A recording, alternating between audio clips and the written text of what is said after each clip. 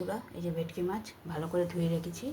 এবার হলুদ নুন মাখিয়ে রেখেছি 20 মিনিট। এই যে ভালো, তাহলে হলুদ নুনটা ভিতরে ঢুকবে।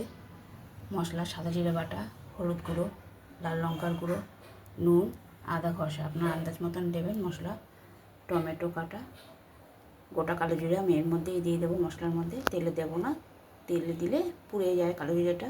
আর 3টা কাঁচা লঙ্কা ফেলে দিয়েছি। আর এই গরম মশলা, আমি এই গরম মশলা দিচ্ছি, আপনি অন্য গরম মশলাও দিতে পারবেন।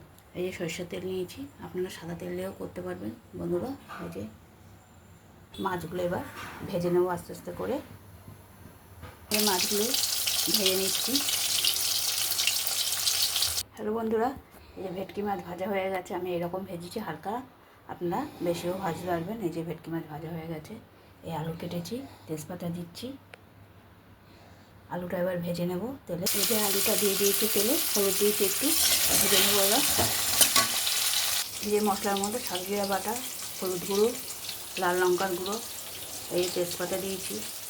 আর একটু আন্দাজ মতো নুন নেবেন। আর আদা ঘষা আছে।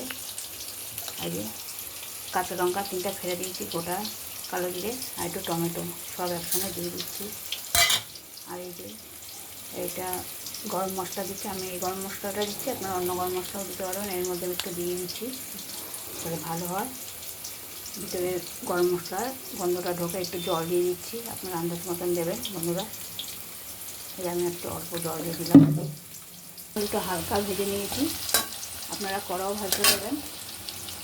এই মশলাটা জল দিয়েছি, সব মশলার সঙ্গে দিয়ে দিচ্ছি। ভালো করে মশলাটা ভাজা ভাজা করে নেব। এই মশলাটা ভালো করে ভাজা ভাজা করে নিচ্ছি বন্ধুরা।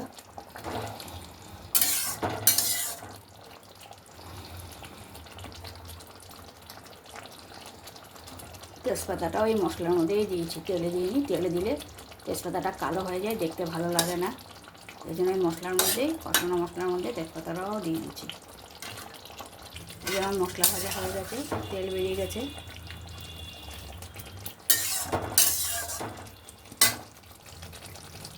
এবার ভাজা মাছগুলি দিয়ে দেবো।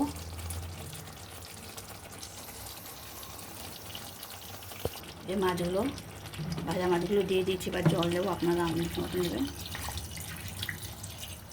আমি অল্প একটু দিচ্ছি,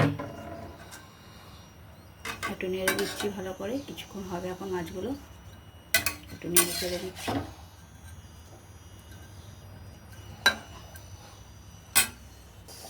হ্যালো বন্ধুরা, এই কিছুক্ষণ মাছটা ফুটবে।